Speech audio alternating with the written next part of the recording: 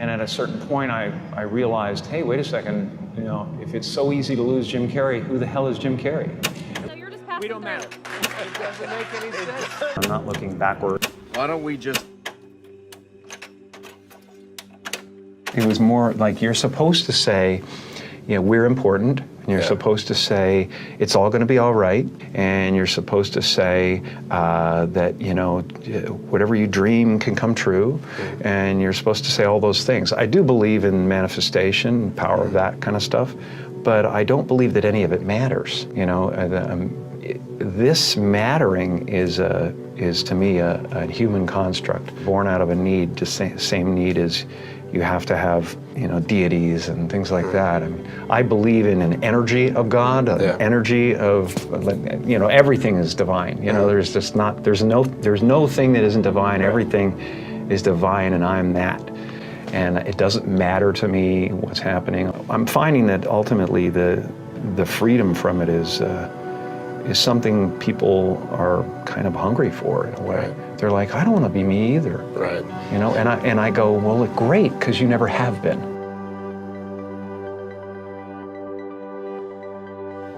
I believe that I had to become a famous, you know, idea and get all the stuff that people dream about and accomplish a bunch of things. You know what that this means, don't you? You know, that look like success in order to give up my attachment to those things.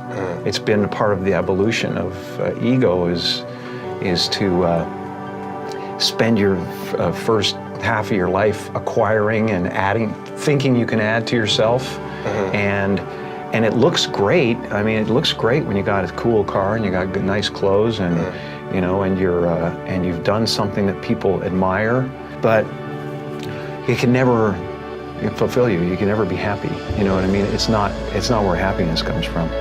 And you know, I dealt with depression, you know, a few years ago, and people still think, well, he's going through, you can tell he's depressed. It's not. I have no depression in my life whatsoever. Literally none.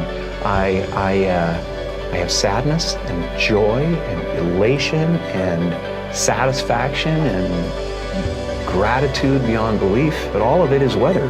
And it just spins around the planet, you know?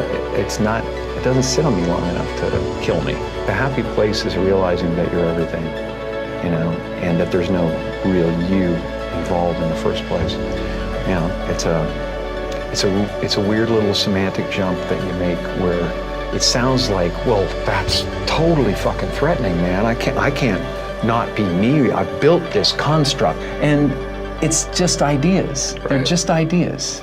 You know, the only thing that separates you from an African American or an African Canadian is an idea. You know, and the weather, the adaptation to the climate, and whatever it is, I don't believe in any of it. And so the feeling of wholeness is a different feeling than meanness. They're all characters that I played, including Jim Carrey, including Joel Barish, including any of those things. They're all characters. You know, Jim Carrey was a less intentional character, right? Because I thought I was just building something that people would like, but it was a character, you know, so it's, you know, I played the guy that was free from concern so that people who watched me would be free from concern. You know, and then at a certain point you go like, okay, well, that's great, but you know, it's like the one thing, like people talk about depression all the time. The difference between depression and sadness is just, you know, from happenstance, whatever happened or didn't happen for you, or you know, grief or whatever it is.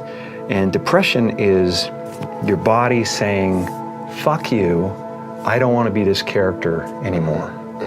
I don't want to hold up this avatar that you've created in the world. It's too much for me. Right. You know?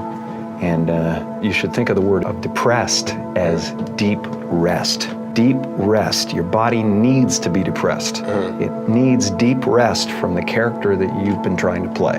You know? The great and powerful Oz. I'm the great and powerful Oz. How dare you come near me? You know, kind of thing. And you're just the sweaty guy behind the curtain going, it's an amazing metaphor, you know, in that movie.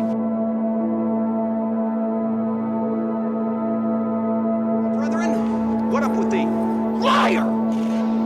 You know what I'm gonna do about this? Sorry. It's a pretty name, though. It really